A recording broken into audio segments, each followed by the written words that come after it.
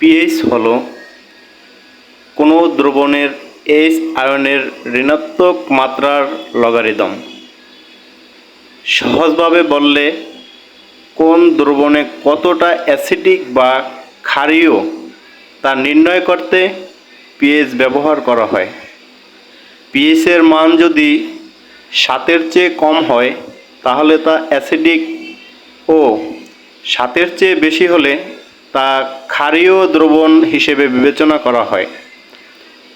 PH দুই ধরনের হয়, অ্যাসিডিক আর অ্যালকালিন। কাপড়ের পিএইচ টেস্ট কেন করতে হয়? অ্যাসিড বা ক্ষার শরীরের জন্য খুব মারাত্মক উপাদান। কাপড়ে এর মাত্রা ঠিক আছে কিনা তা জানতে এই টেস্ট করা হয়। অ্যাসিড বা ক্ষারীয় চামড়ার ক্ষতি করে আর কাপড়ের শেড নষ্ট করে, তাই কাপড় নিউট্রাল কিনা তা জানতে পিএইচ চেক করতে হয়।